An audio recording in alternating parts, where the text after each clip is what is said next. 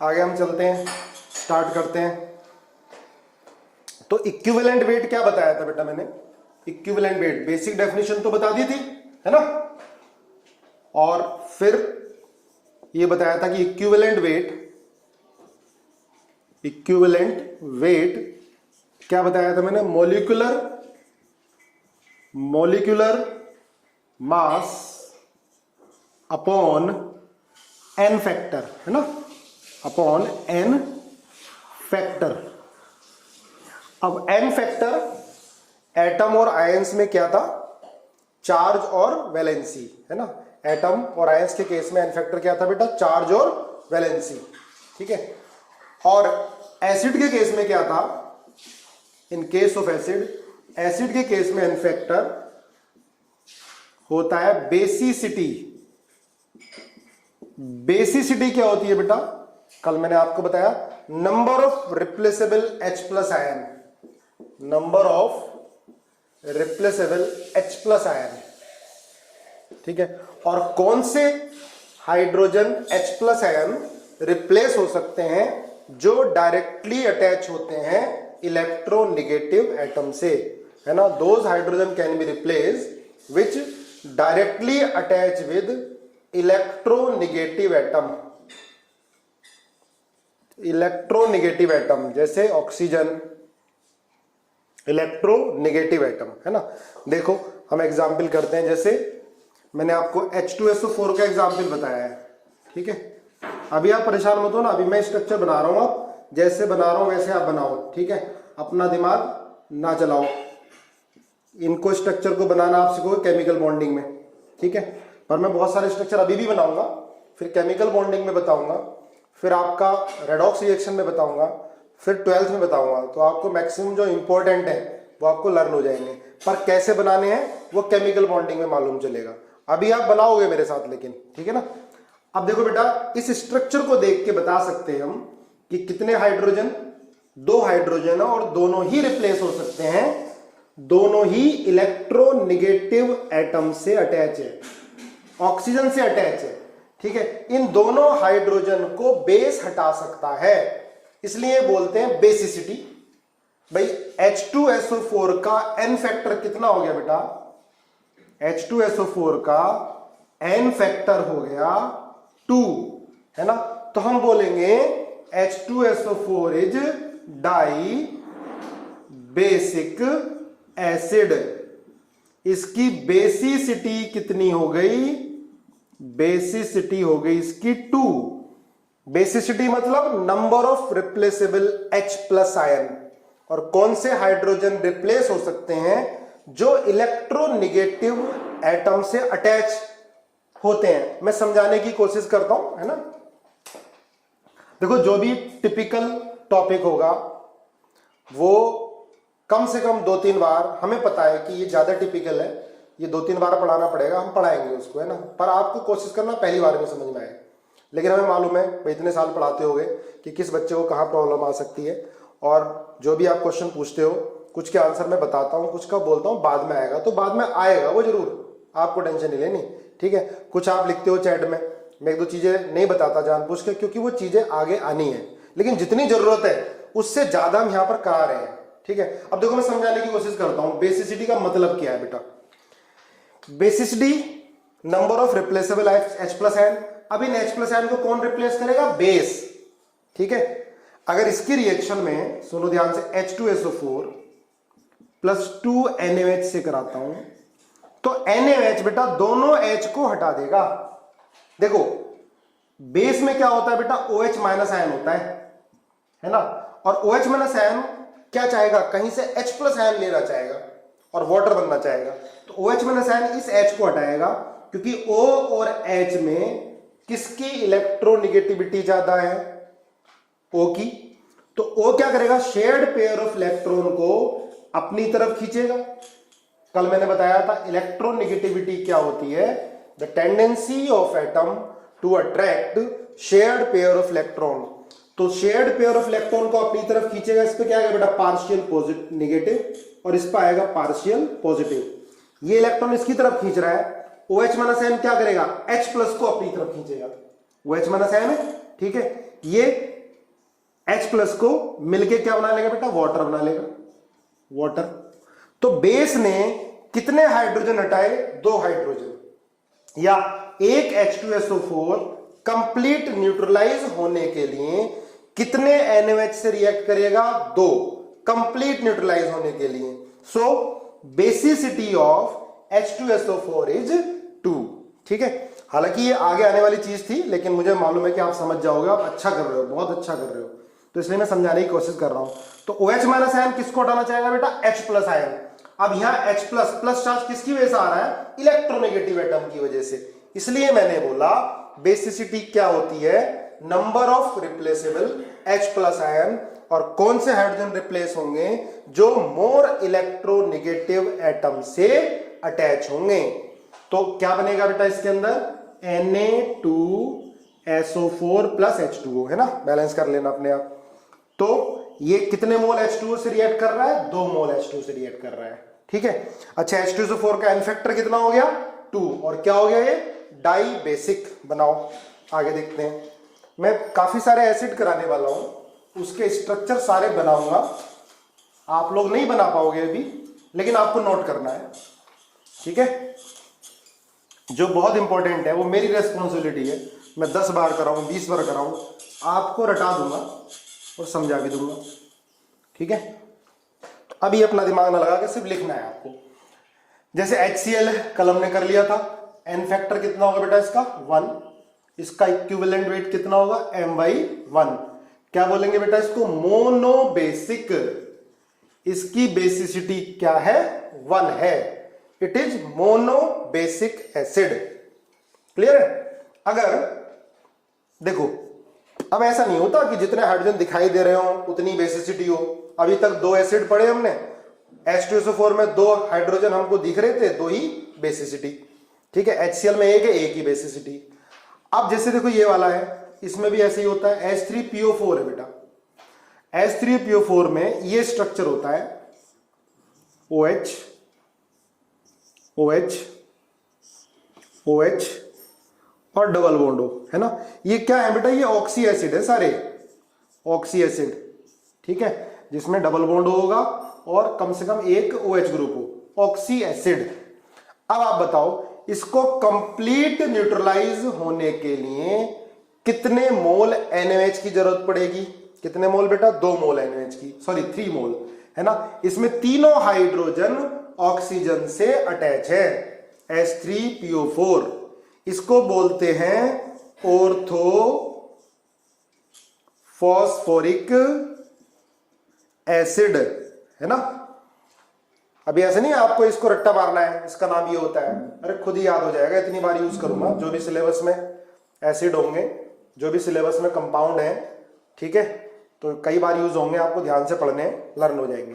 तो बेटा देखो, इसका स्ट्रक्चर ये है, कैसे आया अभी आपको जरूरत नहीं, बनाना सिखाऊंगा मैं। ठीक है, अभी क्वेश्चन भी आएगा तो इन्हीं में से, या मैं स्ट्रक्चर बना के दूंगा आपको, फिर बेसिसिटी पूछूंगा।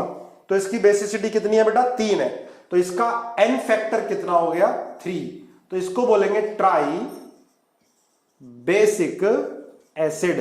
ठीक है, पूछ सकता है कि how many moles of NaOH required to complete neutralize this acid, तो आंसर क्या आएगा, 3 आएगा।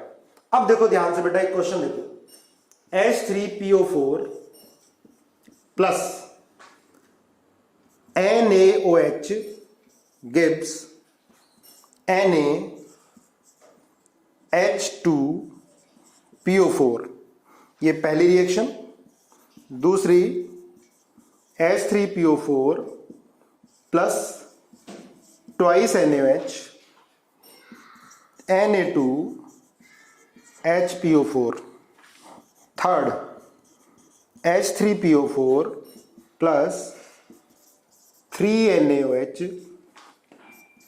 Na3PO4, है ना। वाटर आपने आप लिख लेना। आपको यह बताना है बेसिसिटी H3PO4 की फर्स्ट, सेकंड, थर्ड, इन तीनों रिएक्शन में क्या क्या होगी, है ना। आपको चैट बॉक्स में लिखना है, फर्स्ट की, फिर सेकंड की, या आप लिख देना, है ना, फर्स्ट सेकंड थर्ड की। ये फर्स्ट सेकंड थर्ड लिखने की जरूरत नहीं है, बेसिसिटी क्या होगी मैं समझ जाऊंगा, पहले फर्स्ट की, सेकंड की, थर्ड की। या तीनों की सेम होगी। अलग अलग होगी तो क्या होगी, या तीनों की सेम होगी, है ना। चैट बॉक्स में मैं चेक कर रहा हूं, बताओ। ओके, काफी बच्चे सेम लिख रहे हैं बेटा। अब देखो ये आप चेक करोगे, ये क्वेश्चन आईआईटी, मेडिकल में, नीट, एम सब में पूछे गए, ठीक है, इस तरह के क्वेश्चन। अब समझो ध्यान से, मैंने आपको बताया कि जो इक्विवेलेंट वेट होता है वो वेरिएबल है। Equivalent weight reaction to reaction vary करता है। मॉलिक्यूलर मास तो सेम रहेगा पर इक्विवेलेंट वेट वेरी करता है। अब यहां देखो, इस रिएक्शन में H3PO4 में कितने हाइड्रोजन रिप्लेस हो रहे हैं? ओनली 1। देखो 1 मोल NaOH रिएक्ट कर रहा है तो 1 हाइड्रोजन हटेगा, O माइनस Na आ जाएगा, H2O निकल लेगा। अगर 1 मोल NaOH लोगे बेटा तो ये Na plus OH minus N, यहां H plus O minus, clear है। तो OH minus N H plus को हटाएगा, पानी बन जाएगा, और Na plus O minus Na ये आ गया, ठीक है। तो यहां पर हाइड्रोजन 3 थे, यहां हाइड्रोजन 2 है। कितने हाइड्रोजन रिप्लेस हुए? ओनली 1। तो इस रिएक्शन में H3PO4 का N फैक्टर कितना होगा बेटा? 1। इसमें ये मोनो बेसिक की तरह बिहेव करेगा। वैसे अगर रिएक्शन ना दे रखी हो, ध्यान देना, और H3PO4 का N फैक्टर पूछे तो आप 3 बोलोगे। जब कोई रिएक्शन ना गिवन हो तो मान के चलेंगे कि मैक्सिमम जितने हाइड्रोजन है, मतलब कंप्लीट न्यूट्रलाइजेशन हो रहा है, तो आप N फैक्टर 3, क्लियर है। N फैक्टर क्या होगा बेटा? 3 होगा। आई बात समझ में?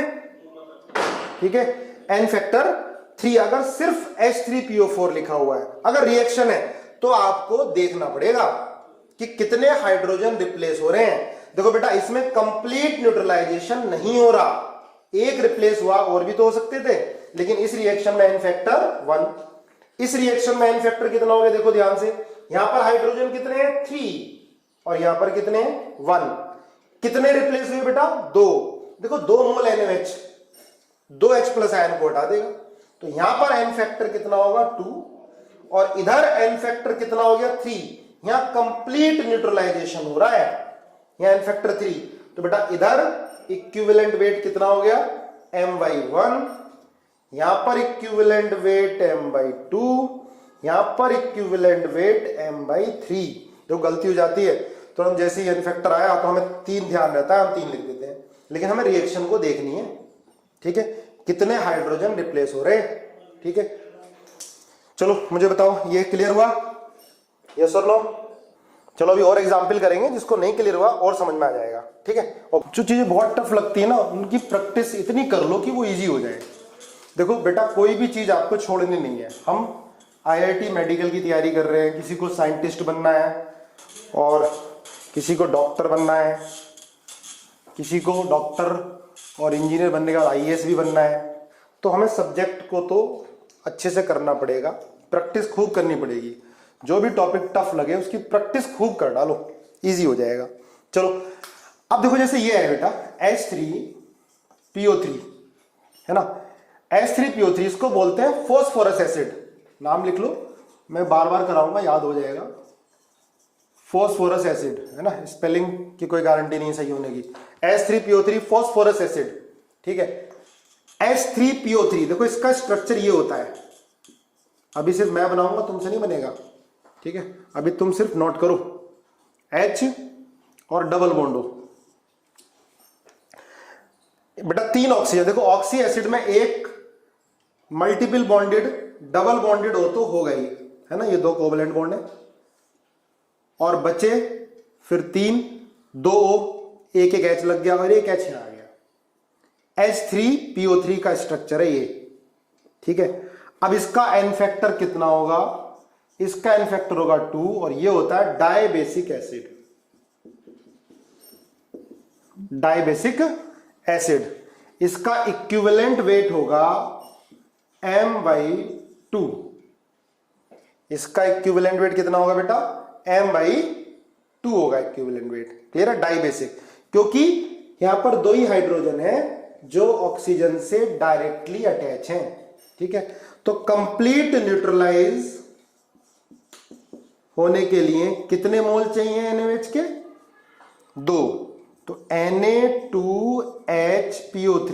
देखो ध्यान रखो बेटा, इसके अंदर देखने में 3 हाइड्रोजन है, पर 2 ही हाइड्रोजन रिप्लेस होंगे, 2 ही हाइड्रोजन ऑक्सीजन से अटैच हैं। तो NaOH 2 ही हाइड्रोजन को हटा पाएगा, P वाले को नहीं हटा पाएगा, ऑक्सीजन वाले को हटा पाएगा। ऑक्सीजन ज्यादा इलेक्ट्रोनेगेटिव है तो पार्शियल पॉजिटिव ज्यादा आएगा, OH minus ion H plus को निकाल लेगा इजिली।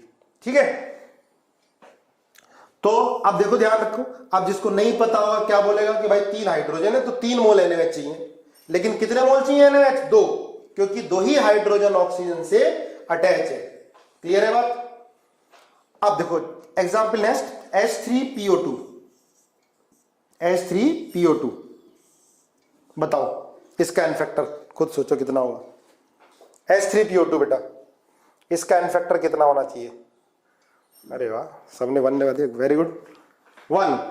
देखो H3PO2 का स्ट्रक्चर होगा बेटा, अब इसके अंदर देखो 2 ऑक्सीजन है, पर ऑक्सी एसिड में एक तो sp डबल बॉन्ड होना ही है, इस पर तो H आ नहीं सकता। अब एक O और बचा तो H आ गया, अब 2 हाइड्रोजन बचे तो वो P से लगाओगे। ठीक है, इसका नाम होता है हाइपो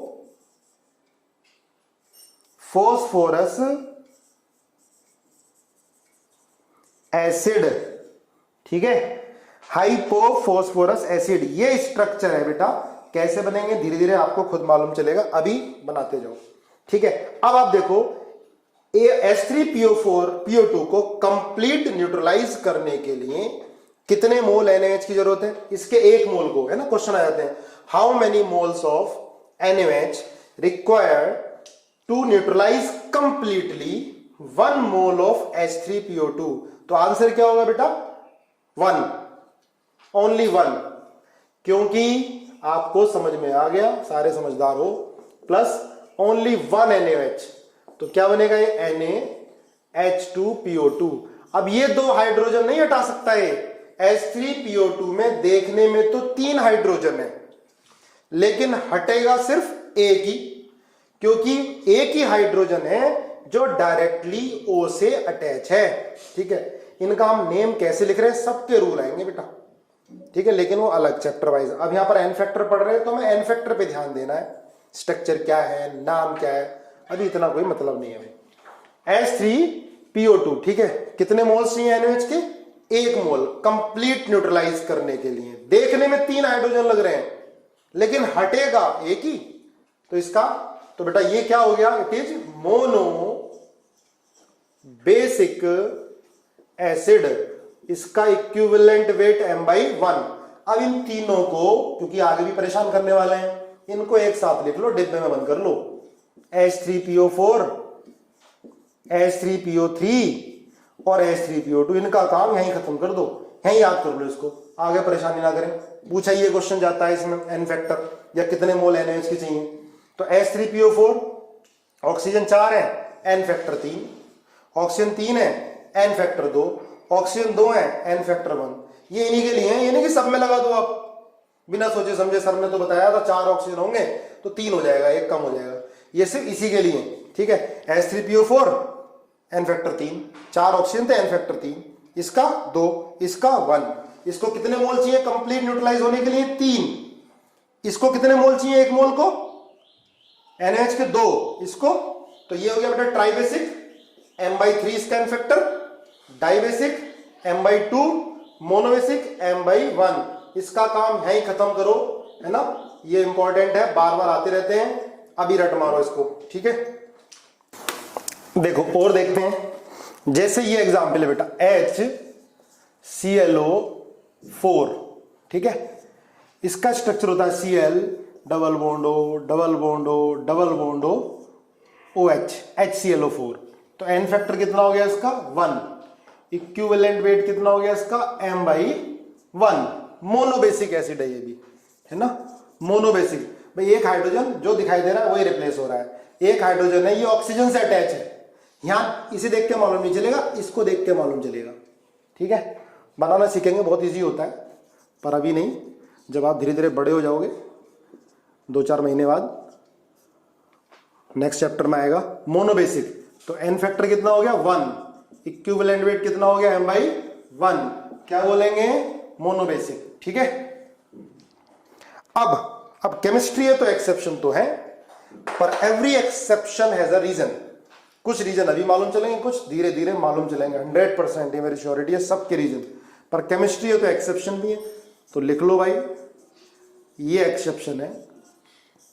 देखो H3BO3 बड़ा इंपॉर्टेंट कंपाउंड है, ये पीछे नहीं छोड़ता, बार बार क्वेश्चन आता है आईआईटी मेडिकल दोनों में। H3BO3 इसको बोलते हैं ऑर्थोबोरिक एसिड, बड़ा बोर करने वाला है ये, बोरिक, ऑर्थोबोरिक एसिड। देखो इसका स्ट्रक्चर ये ऐसे होता है, BOH का होल थ्राइस, BOH का whole thrice, BOH OH OH।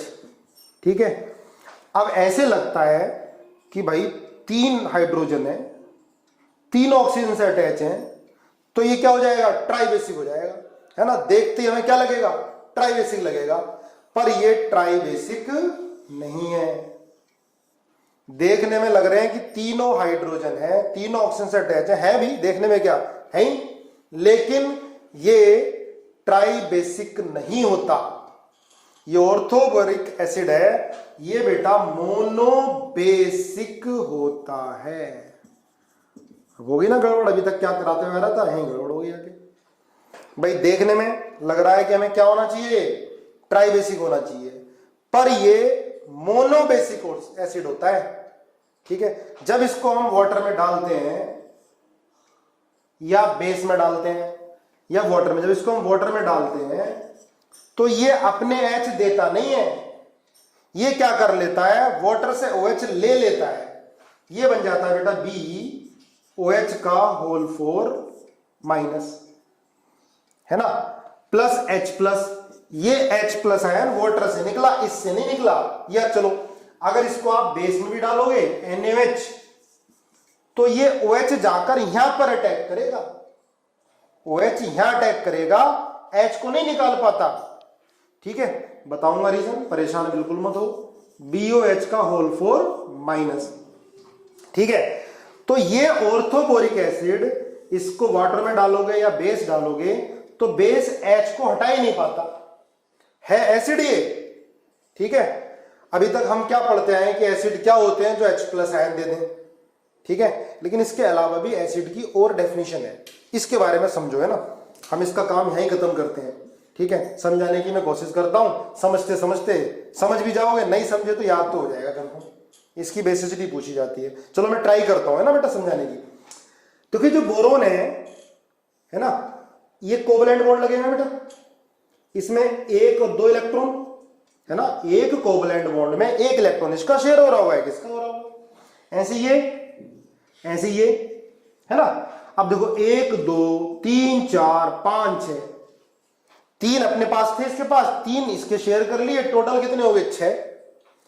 अब 6 है तो इसका पेट तो नहीं भरा ना, पेट कब भरेगा इसका, जब इसमें कितने इलेक्ट्रॉन होंगे 8, पर है कितने 6, तो ये तो बहुत ज्यादा तड़प रहा होगा इलेक्ट्रॉन के लिए। ठीक है, तो इसको अगर कहीं इलेक्ट्रॉन दिखाई देंगे तो तुरंत खींचेगा। अब OH माइनस आयन है, तो OH माइनस आयन में इलेक्ट्रॉन है तो उसके इलेक्ट्रॉन खींचेगा तुरंत अपनी तरफ, या वाटर है तो वाटर के इलेक्ट्रॉन बोरोन लेगा, तो वाटर या ये NH H नहीं निकालेगा, कहां पे अटैक कर देगा बोरोन, क्योंकि बोरोन में इलेक्ट्रॉन की कमी है। इसका ऑक्टेट क्या है बेटा इनकम्प्लीट, पढ़ा है ना ऑक्टेट। भाई कोई भी एटम बॉन्ड क्यों बनाना चाहता, ऑक्टेट पूरा करने के लिए, बना तो लिया इसने, लेकिन इसका ऑक्टेट क्या है इनकम्प्लीट है। 6 इलेक्ट्रॉन है बेटा, 1 2 3 4 5 6, तो इसे और इलेक्ट्रॉन चाहिए 2, तो क्या करेगा इनके इलेक्ट्रॉन को खींचेगा अपनी तरफ, तभी देखो ये बन गया, तभी ये बन गया। ठीक है, अभी 2-3 बार और आएगा ये, आपको लर्न हो जाएगा, पर अभी काम खत्म करो, अभी लर्न करो। ये क्या हो गया बेटा इक्विवेलेंट वेट m/1।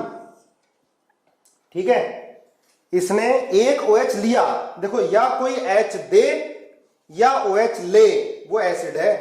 अभी तक हम पढ़ते आ रहे थे एसिड क्या होते हैं जो H प्लस आयन देते हैं, ठीक है, या OH ले या इलेक्ट्रॉन ले रहा है, एक OH ले रहा है, ठीक है, तो ये भी एसिड ही है, या H दे या OH ले, पर OH कहां लिया इसने, बोरोन ने लिया। क्यों लिया, बोरोन की ऑक्टेट इनकंप्लीट है। तो बेटा इसका इक्विवेलेंट वेट क्या हो गया, My1।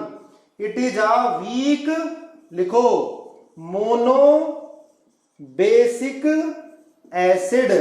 इतना तो याद हो गया, ये मोनो बेसिक एसिड होता है। नहीं समझ में आया कोई टेंशन नहीं, आएगा 2-3 चैप्टर में जहां इसका काम होगा, जहां इस तरह की रिएक्शन हो रही होंगी, आएगा तुम्हें क्लियर भी होगा, मुझसे पूछोगे भी नहीं, खुद ही सोचोगे यार कितना आसान था, पर ये तो याद हो गया होगा ना। ठीक है, ये क्या होगा, वीक मोनो बेसिक एसिड, इसका इक्विवेलेंट वेट M/1 होगा। ठीक है, it is a weak mono basic acid. अगर टेस्ट में आए तो गलत नहीं होना चाहिए। ठीक है, इसका N फैक्टर 1। बोलो क्लियर हुआ, यस और नो। ऐसा क्यों, ऐसा क्यों बेटा, अभी तो मैंने तुम्हें समझाने की कोशिश की है। ठीक है, चलो देखो, ये कुछ रिएक्शन है ना। अब देखो, मुझे बेसिसिटी तो सबकी बतानी पड़ेगी, है ना। तो मैं एक ये भी तरीका है कि डायरेक्ट ही भाई H3BO4 है, रट्टा मार लो, लेकिन कुछ भी समझाने की कोशिश कर रहा हूं। कुछ अभी क्लियर होगा, कुछ जब ये रिएक्शन आएंगे ना बेटा इस तरह की, तब क्लियर होगा। पर मैं आपको समझाने की कोशिश कर रहा हूं ताकि आपको लर्न हो जाए, ध्यान रहे, हाँ सर ने ये बताया था इसके अंदर, तो दोबारा देखो, एक बार बता देता हूं। H3BO3 बेस नहीं है ये, कभी सोचो लोगो बेस तो वो होता जिसमें इसको वाटर में डालते और OH -आयन फर्निश कर देता। सुनो ध्यान से, जैसे NaOH है तो NaOH को पानी में डालोगे तो Na++ OH -आयन।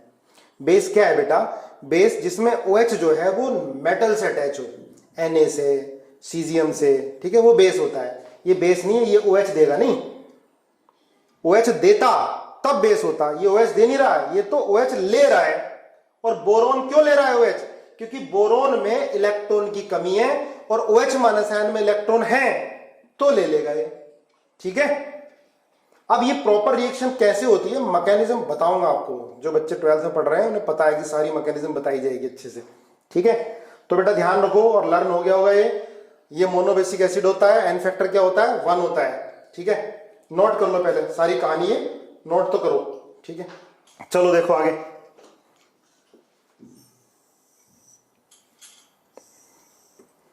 तो मैं सारी चीजें इतनी भी नहीं बताता पहले, लेकिन आप लोग इतने अच्छे क्वेश्चन कर ले रहे हो, इतनी मेहनत कर रहे हो कि मैं कोशिश कर रहा हूं कि जो शायद आगे भी यूज है थोड़ा थोड़ा बताने की। पर अब मैंने बोरिक एसिड में इतना समय इसलिए लगाया क्योंकि बहुत इंपॉर्टेंट है। आगे 1-2 बार और लगाऊंगा मैं 2-3 चैप्टर्स में, ताकि आपको परमानेंट ये लर्न हो जाए अच्छे से। तो ये था बेटा इक्विवेलेंट वेट ऑफ एसिड। ठीक है, एसिड में N फैक्टर क्या होता है, बेसिसिटी। अब लिखो इक्विवेलेंट वेट ऑफ, लिखो साथ साथ, equivalent weight of base. 12th में तो कुछ बच्चे लाइव क्लास के साथ साथ इतने अच्छे नोट्स बना लेते हैं, लाइव क्लास खत्म होते ही 15-20 मिनट बाद मुझको स्कैन करके भेज देते हैं, फिर मैं शेयर कर देता हूं आगे बच्चों को। काफी सारे बच्चे लाइव क्लास के साथ साथ नोट करते हैं, क्योंकि मैं आपको समय देता हूं पूरा। मैं कोशिश कर रहा हूं कि लाइव क्लास आपको ऐसी लगे जैसे हम आमने सामने बैठ के पढ़ा रहे हैं। तो आप भी बेटा साथ साथ ना नोट करते जाओ, पेन चलाओगे तो आपको लर्न होगा। ठीक है, बाद में वीडियो देखी तो वीडियो आप जल्दी स्पीड से देख सकते हो कंप्लीट रिवाइज करने के लिए। साथ साथ लिखा करो equivalent weight of base.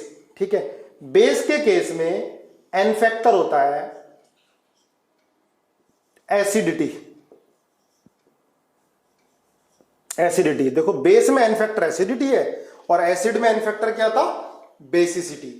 Acidity क्या होती है बेटा, नंबर ऑफ, साथ साथ लिखो मेरे, number of ionizable hydroxyl ion, है ना, OH- आयन को बोलते हैं हाइड्रोक्सिल आयन।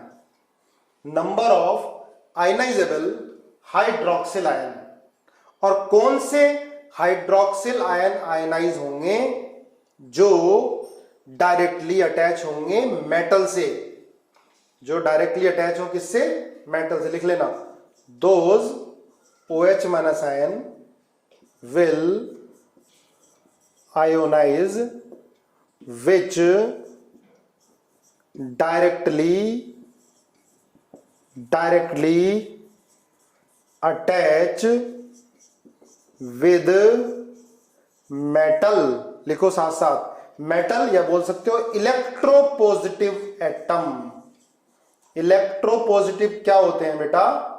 इलेक्ट्रोपॉजिटिव जो अपना ऑक्टेट पूरा करने के लिए इलेक्ट्रॉन देते हैं उनको बोलते हैं इलेक्ट्रोपॉजिटिव। जो अपना ऑक्टेट पूरा करने के लिए इलेक्ट्रॉन किसी दूसरे को दान में दे दें वो होते हैं इलेक्ट्रोपॉजिटिव। तो अगर OH डायरेक्टली अटैच है इलेक्ट्रोपॉजिटिव से या मेटल से, तो जितने OH अटैच होंगे उतना ही एन फैक्टर हो जाएगा। इसको नहीं बोलोगे ये मेटल नहीं है भी, ठीक है, और पानी में डालोगे तो ये OH देगा भी नहीं। लेकिन अगर OH किससे अटैच है बेटा? मेटल से, इलेक्ट्रोपॉजिटिव एटम से अटैच है, तो पानी में डालने पर, है ना, पानी तो समझते हो वाटर, है ना, जल में डालने पर क्या हो जाएगा? ये आयनाइज हो जाएगा। पानी में डालोगे वाटर के अंदर इसको तो Na+ और OH -N, तो NaOH ने कितने OH दिए? 1, तो इसका n फैक्टर हो गया 1 और क्या हो गया? m/1 equivalent weight. ठीक है, चलो अब बताओ मुझे CaOH का होल ट्वाइस पहला, दूसरा AlOH का होल थ्राइस तीसरा, CsOH BaOH का होल ट्वाइस करो, एन फैक्टर बताओ सबके। ठीक है ना, इजी है ना, बहुत इजी है। ओके चलो सभी का सही होगा। सारी मेटल है, कैल्शियम मेटल है, एल्युमिनियम मेटल है, Cs मेटल है, Ba मेटल है। ठीक है बेटा, सही है। चलो देखो आगे, बहुत बढ़िया। देखो कैल्शियम हाइड्रोक्साइड, जब इसको आप ब्रेक करोगे तो CO+2 OH -N। ठीक है, AlOH का होल थ्राइस, तो क्या लिखोगे आप? Al+3 OH -N। इसका 1 मोल कितने मोल दे रहा है? 2 मोल, 2 OH -N। इसकी एसिडिटी कितनी होगी? 2, एन फैक्टर 2। इसका एन फैक्टर कितना हो गया बेटा? 3। इसका एन फैक्टर कितना होगा? 1। ठीक है, इसका एन फैक्टर कितना हो गया?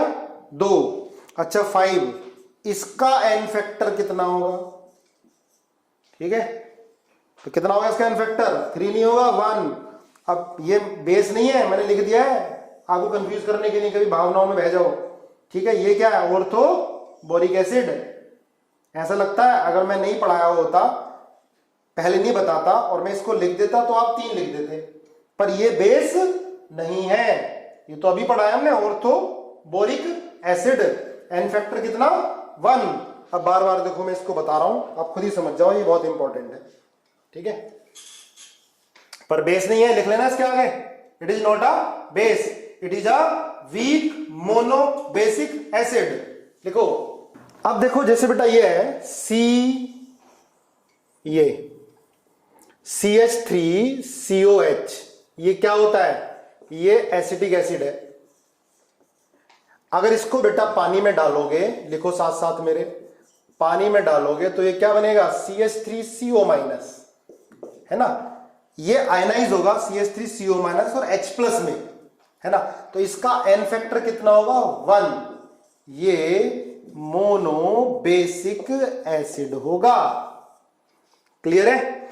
एक होता ऑक्जेलिक एसिड, बड़ा ज्यादा आएगा ये, ऑक्जेलिक एसिड डाइहाइड्रेट। लिखो, ऑक्जेलिक एसिड डाइहाइड्रेट, ये इसका स्ट्रक्चर COH.2H2O, है ना, COH और ये बॉन्ड लगा COH, ऐसे लिख देते हैं COH का होल ट्वाइस .2H2O, इसका एन फैक्टर कितना होगा? बताओ, ऑक्सैलिक एसिड का एन फैक्टर कितना होगा? लिखो चैट बॉक्स में। बहुत बढ़िया, 2, बिल्कुल सही है। एन फैक्टर होगा 2। देखो इससे मतलब नहीं है कभी 4 मत बोल दो, 2 मतलब 2 और 4 6 बोल दो, इससे कोई मतलब नहीं। वाटर है तो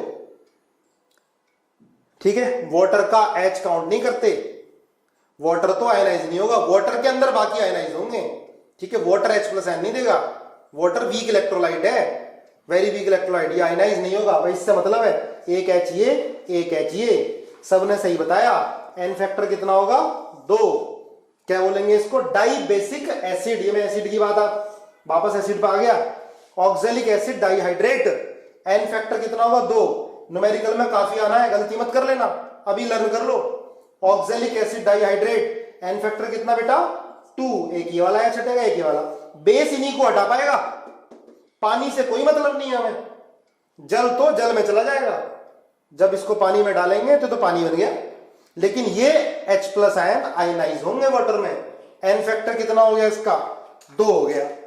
चलो नोट करो, ठीक है, साथ साथ नोट करते जाओ, नोट्स बनाओ। आगे देखो, अब लिखो आप next heading, equivalent weight of,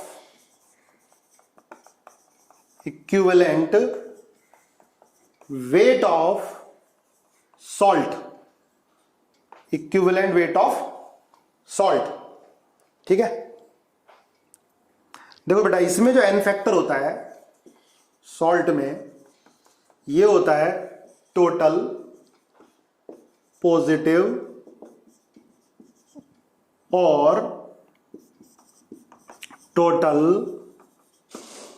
negative charge. चाहे पॉजिटिव चार्ज ले लो, चाहे नेगेटिव चार्ज ले लो, एक ही बात है, पॉजिटिव और नेगेटिव हमेशा बराबर होंगे।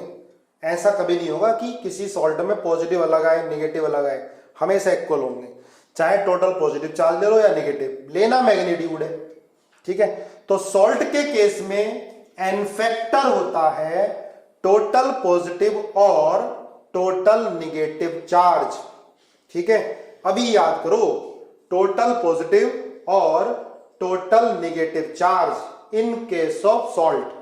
जैसे एग्जाम्पल है बेटा NaCl, NaCl का आपको एन फैक्टर बताना है, ठीक है। तो NaCl कैसे ब्रेक होगा? आयनिक है, ये तो आयनिक सॉल्ट की बात कर रहे हैं, आयनिक है, तो Na+ प्लस Cl- ऐसे ब्रेक होगा। अब देखो बेटा, पॉजिटिव चार्ज कितना है? 1, नेगेटिव चार्ज कितना है? 1, तो एन फैक्टर कितना हो गया? 1। चाहे नेगेटिव चार्ज ले लो, चाहे पॉजिटिव चार्ज ले लो, एन फैक्टर कितना आएगा? 1। नेगेटिव भी 1, पॉजिटिव भी 1, सिर्फ मैग्नीट्यूड लेना है, ये नहीं कि -1। एन फैक्टर कभी माइनस में नहीं होता, ठीक है, क्लियर बात। अब इसका इक्विवेलेंट वेट क्या होगा भाई? इसका मोलिकुलर मास, फॉर्मूला मास, भाई आयनिक है तो फॉर्मूला मास बोलते हैं, मोलिकुलर मास की जगह फॉर्मूला मास बोल देते हैं, ठीक है, अपॉन 1। अब मोलिकुलर मास बेटा कितना है? Na का कितना होता है? 23 प्लस 35.5 अपॉन 1, कितना आ गया? 58.5 अपॉन 1। ये इक्विवेलेंट वेट आ गया, क्योंकि इसका एन फैक्टर 1 है, तो इक्विवेलेंट वेट मोलिकुलर मास के बराबर हो गया इसके अंदर, क्लियर है। तो टोटल मोलिकुलर मास इसका अपॉन एन फैक्टर 1 है। देखो, एक तो तरीका ये है कि हम equivalent weight molecular mass upon 1 ऐसा कर दें, अलग अलग भी निकाल सकते हो। NaCl का जो इक्विवेलेंट वेट होगा, equivalent weight of Na+ plus equivalent weight of Cl-। अब देखो, Na+ तो आयन है ना बेटा, तो आयन के केस में मैंने एन फैक्टर आपको क्या बताया था? चार्ज और वैलेंसी। आयन के केस में एन फैक्टर क्या बताया था मैंने? चार्ज और वैलेंसी, है ना। तो Na का वेट कितना हो गया? 23 अपॉन एन फैक्टर कितना हो गया? 1 प्लस ऐसे Cl भी क्या आयन है, कितना होगा? 35.5 अपॉन 1। आंसर तो यही आएगा, 58.5 अपॉन 1, ठीक है। चाहे अलग अलग आयन का इक्विवेलेंट वेट निकालकर ऐड कर दो, ऐसे भी आ जाएगा, या एक साथ molecular mass upon n factor, तब भी यही आएगा, है ना। चलो नोट करो, करो साथ साथ नोट करो मेरे, कि मटेरियल मिलने के बाद बहुत सारे क्वेश्चन हो जाएंगे आपके पास। जेनेसिस की बुकलेट ग्रंथ है पूरी, एक एक चैप्टर में 200 200 300 300 क्वेश्चन है, और मेडिकल की अलग बुकलेट है, नॉन मेडिकल की बुकलेट अलग है बेटा एकदम। मेडिकल में थोड़े इजी क्वेश्चन रहेंगे, नॉन मेडिकल में कुछ एक्सरसाइज में थोड़े टफ रहेंगे, ठीक है। एग्जाम्पल सब में खूब है, और मेडिकल में प्रीवियस ईयर्स के क्वेश्चन आपको बहुत मिलेंगे, ठीक है। केवीपीवाई के क्वेश्चन मेडिकल नॉन मेडिकल दोनों में होंगे, previous years KVPY, previous year IIT, वो भी क्वेश्चन आपको भर बार मिलेंगे। कोई और किताब करने की जरूरत आपको नहीं पड़नी, ना थ्योरी, थ्योरी जो टीचर्स पढ़ा रहे हैं और बुकलेट के अंदर भी है, जब टीचर बोले तभी करना है, और क्वेश्चंस बहुत सारे हैं, ठीक है। इसके अलावा कहीं आपसे कोई किताब आपको नहीं लेनी है बिल्कुल भी। हाँ, एनसीईआरटी एग्जाम्पलर तो ले ली होगी, वो तो जरूरी है, उसके अलावा कोई और साइड बुक की जरूरत नहीं है। जेनेसिस की बुकलेट में सब कुछ है, ठीक है। और डीपीपी तो साथ साथ मिलनी है टॉपिक वाइज, है ना। चलो देखो आगे और एग्जाम्पल करते हैं। MgCl2, है ना। MgCl2 कैसे ब्रेक होगा बेटा, Mg plus 2 Cl minus N, है ना। अब देखो पॉजिटिव चार्ज कितना है, 2, निगेटिव चार्ज भी तो 2 है, एक Cl पे -1, 2 पर कितना हो गया -2, तो चाहे निगेटिव चार्ज ले लो चाहे पॉजिटिव चार्ज ले लो, तो N फैक्टर कितना आ गया इसका 2, इक्विवेलेंट वेट कितना आ गया इसका m/2। कैसे निकालोगे, mg का कितना होगा एटॉमिक वेट 24, Cl2 2 Cl है बेटा, एक का 35.5 इंटू 2 कितना हो गया 71/2, कितना आ गया 5, 95/2, ठीक है। ये इसका इक्विवेलेंट वेट हो गया। दूसरा तरीका मैंने क्या बताया, आप अलग अलग, है ना, इसका इक्विवेलेंट वेट MgCl2 का कैसे निकालो, equivalent weight of Mg+2 plus equivalent weight of Cl minus N, ठीक है ना। अब Mg+2 का कितना होगा बेटा, अब ये आयन है ना, इसका atomic weight upon n factor कितना 2, प्लस Cl का 35.5/1, एलसीएम 2 ले लो, 24 प्लस 2 इंटू 35.5 कितना आ गया 95/2। अब मुझे चैट बॉक्स में लिख के बताओ क्लियर है या नहीं है। देखो AlCl3 है ना, करके देखो क्या होगा इसका इक्विवेलेंट वेट, है ना।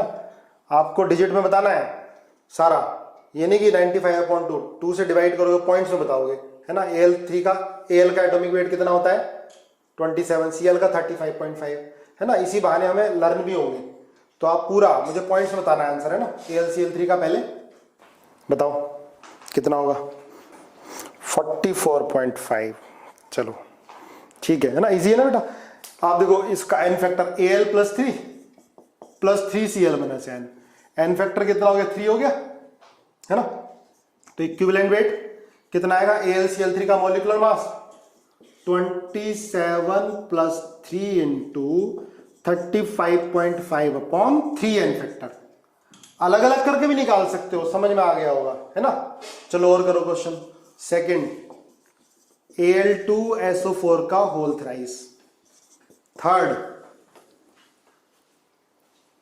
Na3PO4, अभी कैलकुलेट करो साथ साथ मेरे, 4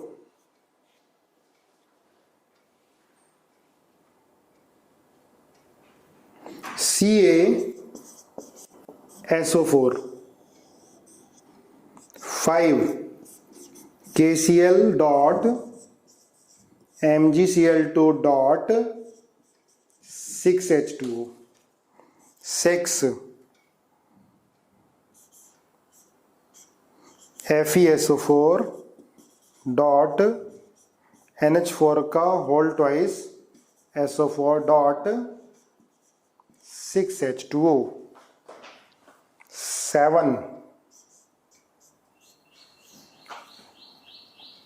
K2SO4 डॉट Al2SO4 का होल थ्राइस डॉट 24H2O। ठीक है, देखो H2O का वेट तो इंक्लूड करोगे बेटा, पर n फैक्टर में सिर्फ आयंस देखना है। ठीक है, करो। सेकेंड Al2SO4 का whole thrice, third Na3PO4, 4 CaSO4, 5 KCl.MgCl2.6H2O, 6 FeCSO4 dot NH4 का whole twice SO4 dot 6H2O। इसको बोलते हैं बेटा ये मोहर सॉल्ट, ये होता है कार्नालाइट, और नीचे वाला होता है पोटास एलम। इसको, ये बहुत कॉमन है, ध्यान रखो, पोटास एलम। ठीक है, इसको बोलते हैं पोटेस एलम, फिटकरी, है ना, सुना है ना फिटकरी, पोटेस एलम। ये K2SO4 डॉट Al2SO4 का होल थ्राइस डॉट 24H2O। देखो ये सारे के सारे ना, इनको बोलते हैं डबल सॉल्ट। ये सब डबल सॉल्ट हैं, दो आयनिक सॉल्ट से मिलकर बने हैं। ठीक है, इनको डबल सॉल्ट बोलते हैं। ये ज्यादा कॉमन है इसलिए इसका नाम ध्यान रखो, बाकी ध्यान रहे नहीं रहे कोई फर्क नहीं पड़ता। इसको मोहर सॉल्ट बोलते हैं बेटा, लिख लो चाहे इसको भी, मोहर सॉल्ट, MOHR मोहर सॉल्ट। ये कार्नालाइट होता है, कार्नालाइट। ठीक है, ये दोनों इंपॉर्टेंट है, ये बहुत इंपॉर्टेंट है पोटासियम, ध्यान रखना, इसका नाम है ना, कई बार आएगा, आपको लर्न भी हो जाएगा। ये क्या होते हैं बेटा, डबल सॉल्ट होते हैं, है ना। इनको करो, चलो मैं कराता हूं डिस्कस साथ साथ। ठीक है, करते हैं साथ साथ डिस्कस। ये कैसे ब्रेक होगा बेटा, twice Al+3 plus 3SO4 2-, check करो है ना किस किस का सही है। इसका n फैक्टर कितना होगा, 6। देखो 2 3 जा 6 पॉजिटिव और 6 ही निगेटिव चार्ज है। ठीक है, तो n फैक्टर कितना हो गया इसका, 6 हो गया। तो इक्विवेलेंट वेट होगा m/6। क्लियर है।